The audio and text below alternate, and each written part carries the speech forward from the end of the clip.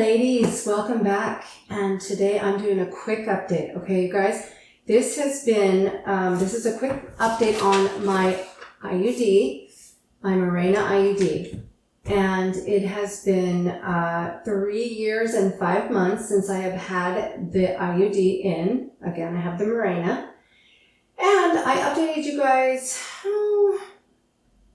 probably sometime last year. And I really think I messed up on the last time I updated you guys, because I think that was a 2-year update, but I think I was a little off on the timing. Anyways, now I know for sure it's been 3 years and 5 months, okay, that I had it inserted.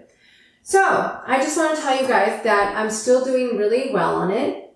And same things as last time. I feel like it helps, mood. I feel like it helps us feel more balanced.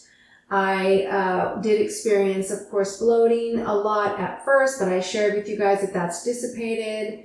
Now I still have a cycle as far as I know, because I'm still tracking, and I have shared with you in the past that I spot frequently. I don't have a period, but I do kind of have a cycle, but it's like a spotting cycle. Okay, so it never gets heavier than a spot.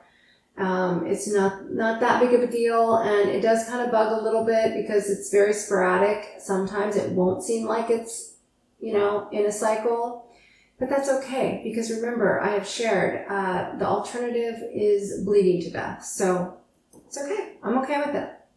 So I wanted to just quickly update you guys. I felt like my sleep was doing really well, but just recently I had a little scare. And I don't want to alarm anyone, but that's why I'm sharing this. So I went for my last exam, and my doctor said, "Oh, well, I don't see your strings." Now, the strings are what hangs down from the IUD, and those strings are there for a reason, so that way your doctor can see to make sure it's still maybe in its place. And yeah. So that can be an alarming part, and I know women are afraid of that with the IUD, and I was too. There are some risks with the IUD, but again, we have to remember weighing the pros and the cons. And just with anything we're going to do with HRT, taking hormone replacement therapy, an IUD, getting a hysterectomy, having an ablation, there's going to be some risks, and there's going to be some side effects of anything and everything we do. So I want to share that. You guys know that I was hemorrhaging, so I had to do something, and I didn't want to do something so invasive like a hysterectomy or even an ablation. So this is why I chose the IUD, and I'm very happy with it. So I'm still pretty much everything the same, except for when I went for my annual. And I didn't want to share it with you guys yet because I was kind of freaking out, and I didn't want you guys to see that I'm freaking out, because again, I'm a big proponent of the IUD and it's been very good for me. But I'm sharing this with you guys because I don't want you to freak out. Now, I did a little. I have to be honest. I'm always honest with you guys. So I kind of freaked out, but she couldn't see my string. So she said, "Okay, well, I'm going to send you for an ultrasound." And I'm like, "Well, what?" She said, "We're going to go do an ultrasound, so then that way we can see where it's at." So I'm freaking out, you guys. And in that same time frame, my sleep, all of a sudden, I couldn't sleep. I shared, I think, in my other video that we went on vacation. I was sleeping excellent on vacation, okay, you guys, in the RV, which, the RV bed is not as usually comfortable as your own bed, but I was sleeping so good, you guys. And I was sleeping pretty darn good before that as well. As long as I take my magnesium glycinate, 2 tablets before I go to bed, and then also I was trying to work out earlier and not later. So, and you guys know I drink no caffeine because I cannot handle caffeine. That will for sure keep me up. But I was doing well, and that's when I shared that in the last video, because I shared in my starting the estrogen patch update that my sleep is off. And I know it's not from the patch because it was already happening before I started the patch. So the verdict is still out of why I'm not sleeping. But just so we know, I went for the ultrasound.